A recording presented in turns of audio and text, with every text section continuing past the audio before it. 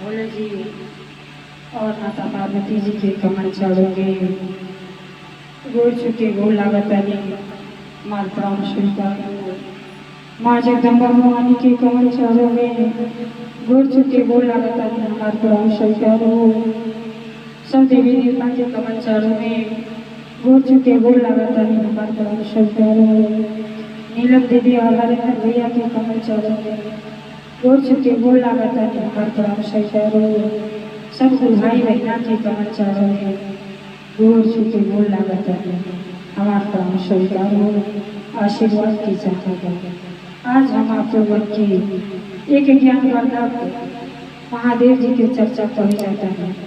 ये चर्चा जो है ससुर और पतोह के एक बहुत सुंदर कहानी बा। आ जाए कहानी के सुनिए और आनंद उठाइए। महादेव जी की चर्चा को वो आधा अधूरा ना सुने की चाहिए कहे खातिर की आधा कथा सुनने से परम पिता परमेश्वर और माता पार्वती जी के अभिमान होला। कथा पूरा सुनने की चाहिए। कथा जब पूरा सुनता मन की आनंद आ जाए और कथा के रहस्य के बारे में पता चले ये कथा से हमके क्या सीखे के लिए खिस्सा कहानी तो एक जरिया होला। तो देखी संस्कार के घर तो बहुत अनिवार्य है।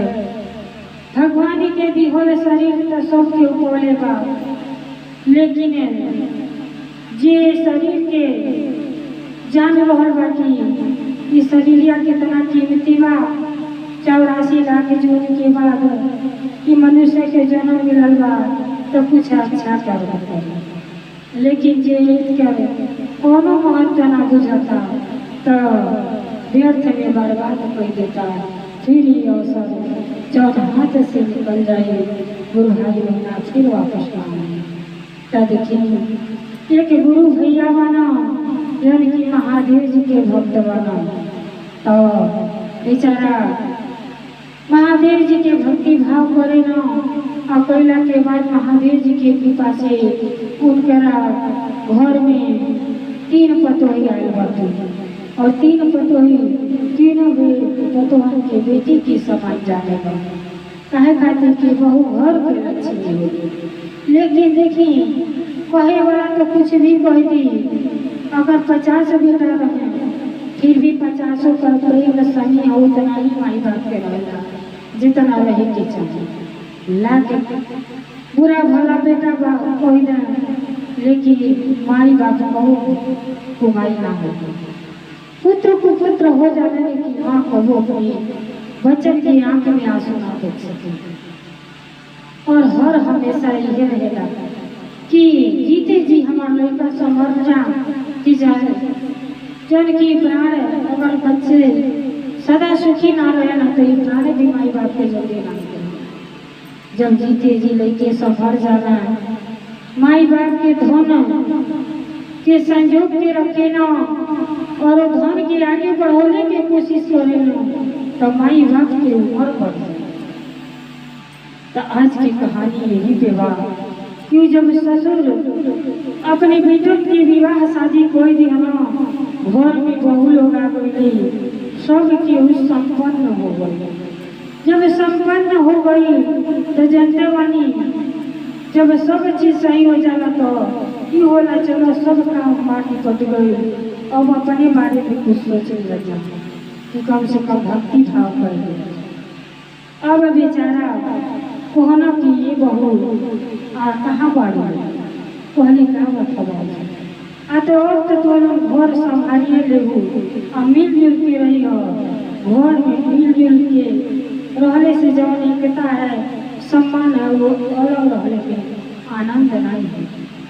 समझौला के बाद कहला कि ये बेटा हम जात रही तीर्थ यात्रा जाता नहीं शायद लौट के आई या न आई ये घर के अच्छा से लोग सजोई के रखी हो लोग जैसे तुम्हारे सास ससुर रखले रहो तो हर माई बाप ये चाहिए। लेकिन एक चीज तो हर के देखे जाता है बहु लोग सोचेगी कि ये कावन चीज ऐसा धरोहर बा कि जब ससुर हमन के देखे जाता है आजकल के जमाना में सुविधा हो गई बा कि घर से फ्लोरोकोली इलाहाबाद स्नान करके चलिए।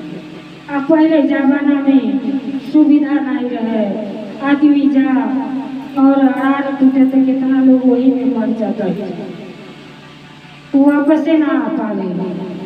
तो वह जमाना के गुरु भैया रहना केहू कहीं पहाड़े टूट जा सब तो वही में दौड़ के मर जाते। तो शायद उनके दिमाग में ही हलो कि शायद का जानी लौट के आई या ना आई, अगर आ जाए तो अपने बच्चन के बारे में जाना कि कौन ये परिवार में होशियार है। अब वो काम गई ना का तीनों बहू के बैठा के बेटा लोग बाहर रहना का कहना ले ना 3 मुठ्ठा धान देखना, धान यानी धन, यह तो सबसे कीमती धन है। 3 मुठ्ठा लेना और 1 मुठ्ठा बड़ी बहू के देना और 1 मुठ्ठा मछली बहू के देना। तो बड़ी बहू वाली जेकरे ज्ञान नहीं रहे तो ओकर कीमत कुछ ना पूछी। अब मुँह मुट्ठी के धान छोटी बहू के दे, तीनों जनी के लाइन से दे दे, कहने की ये करो देखिए ना संभाल के रखियो, साल 2 साल में हम शायद वापस आ जाए तो हमके अले के बाद लोग तब का कहली लोग बड़की जनी तो कहली खेमा 1 मुट्ठी धाने से का हो, आधा धान आधा पैया। अब वो जैसे ससुर तीर्थ यात्रा पर गई ना वैसे धान के फेंक देनी। और दूसर की कहली दिमाग थोड़ा रहल, कहली कि अरे पता नहीं ये धान में का बा, अब बाबूजी दे के गोल बनी देखे सही तरीके से रख दी कि जानो में कोनो रहस्य छिपल है। कुछ दिमाग काम कैल तो पोटरी बना के रखी, पोटरी बना के रखी देहली।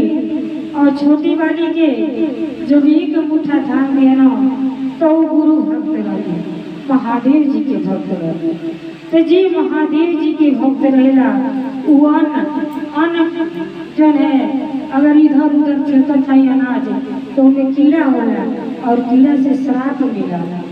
यही से पहले के महारारू जब बर्तन धोए राखी से मोल मोल की माजो तो पहले बढ़िया से खंगार के आ बल्टी में धो दी गाय गोरू खाली, नहीं तो पढ़ोए के कीड़ा हो तो हमारा ऊपर पाप चढ़ जाए। देखी बिना अनपढ़ में रह तो इतना कार्य करे।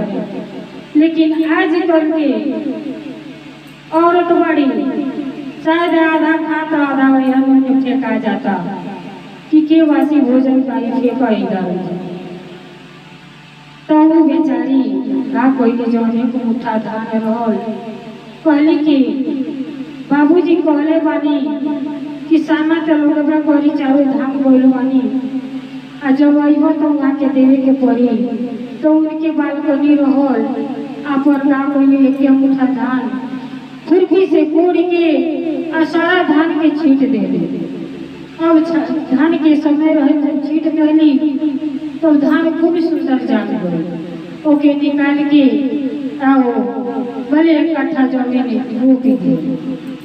जब रोपी दिहली और सेवा भाव कैली अपने पुत्र के समान होकर देख कैली तो धान बहुत अच्छा दाम दिया। 1 मुठ्ठा से 1 बोरा हो गई। तो यही के कहल जाला ज्ञान।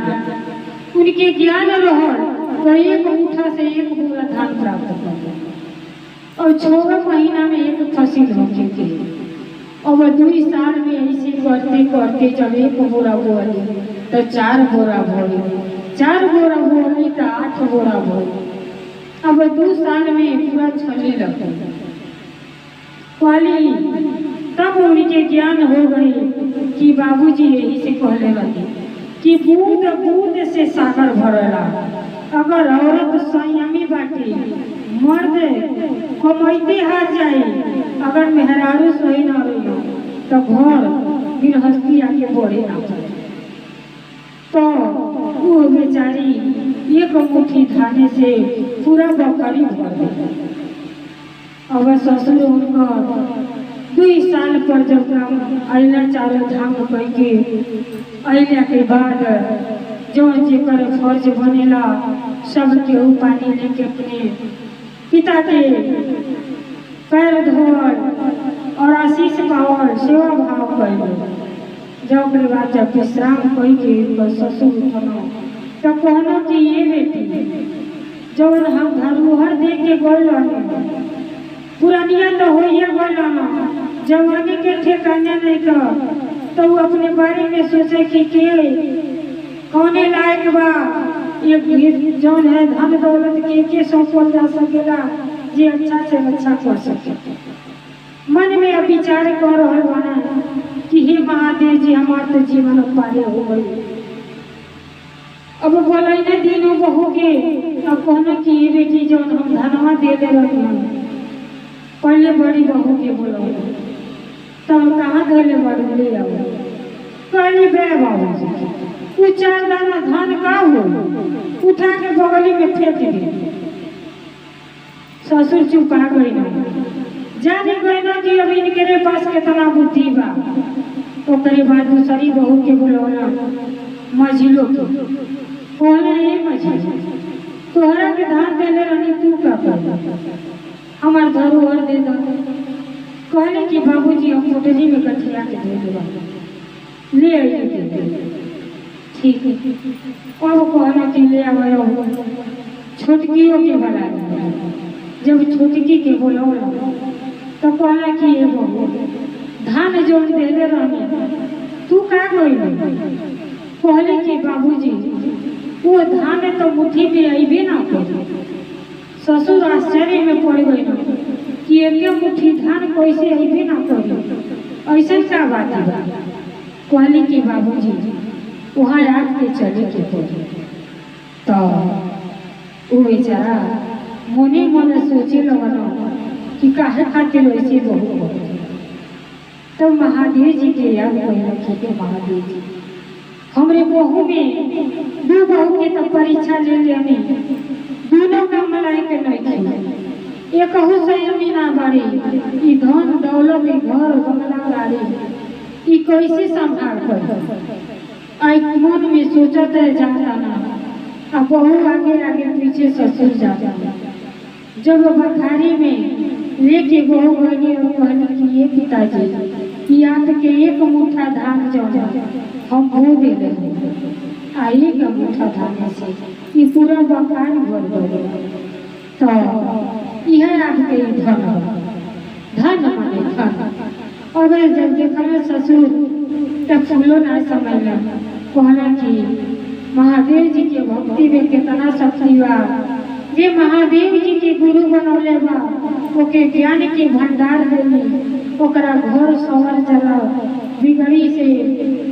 बिगड़ी बना देने सुधार देने। ससुर की अति प्रसन्नता हुई कि महाजी सब महादेव जी के कृपा है। अब हमारे प्राण जो आसानी से निकल जाएगा। कौनो संदेह ना बा 3 बहू में कोनो तलाक बाड़ी एक परिवार के संभाल लिया और बिगड़े ना पाई। अगर हम 1 रुपया से जाके जाता नहीं तो ये बहू तीनों एकत्रित होके देख के वो सबन की ज्ञान हो जाई और ज्ञान जब हुई तब घर आगे बढ़ो तो कहना कि बहू जा तोहरा हमार जो है आशीर्वाद तो हमेशा सेवा और जैसे तुम्हारे अपने शिव गुरु की भजलू और इतना ज्ञान तू पढ़ो वह ज्ञान अपने दोनों दीदी लोगों के दो कि दोनों जने अपने जीवन के धन और घर परिवार के आगे बढ़ाए। अब जब इतना बात दोनों जनी यही से कहा जाला कि कोनो जरूरी नहीं हो कि माइए बाप ज्ञानी बा लड़के भी ज्ञान सिखा सके। अगर सीखल चाहता आदमी कोशिश बा अभिमानी नहीं बा और जब अभिमान गई तो जाने अपने जीवन से गई। अभिमान कबू ना करे के चाहिए कि हम बड़ा ज्ञानी बा। वही दिन से महादेव जी के उनके घर में कृपा हुई और दोनों जन जेठान रहली हाथ जोड़ के खड़ा हो गई कि बाबूजी सचमुच देवरान के भक्ति पर हम लोग की ईर्ष्या करत रहनी जा, लेकिन आज जान गई कि भक्ति में कितना शक्ति बा। ज्ञान जब में तब मिली जब हम केहू के अपन गुरु बनाई और चर्चा भजन कीर्तन से तो हमके ज्ञान ही ज्ञान मिले। वही दिन से दोनों बहू के भी ज्ञान हो गई, घर के हर चीज पर नजर रखे लागल लोग आ हर बुध बुध से सागर भरेला ये मन में बैठ गए। उनके ससुर कहला कि ये बेटी तू हम बहू ना बेटी हो, बड़ा हुआ तो क्या हुआ, जैसे पेड़ खजूर पंछी को छाया ना मिले फल लागे बड़हन बनने से कोनो फायदा नहीं है। अगर छोटे बन के जीवन जियता नहीं तो बड़े आराम से कट जाए। और महादेव जी के गुरु मान लो और अपने जीवन की धन्य कर लो। कुछ तो लोग की बेटी साथे ना जाए, जितना हम कोई बाकी कहू ना जाए पिता एक तो अपन फर्ज अदा करता सो तो भक्ति से जरूर जुड़ा लो और उठ के भक्ति भाव करो, पूजा पाठ करो, महादेव जी के अपन गुरु बनाओ, ज्ञान के मार्ग अपनाओ। लोगों ज्ञान से सब कुछ मिलने वाला है।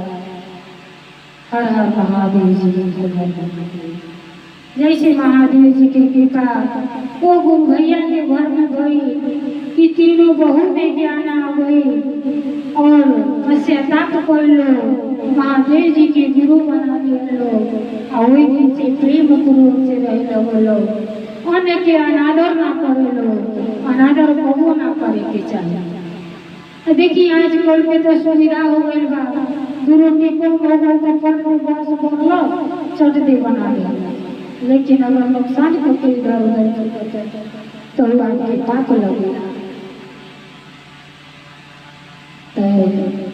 कथा से तो बहुत कुछ सीखे को मिलेगा, लेकिन जब सीखल चाहिए तो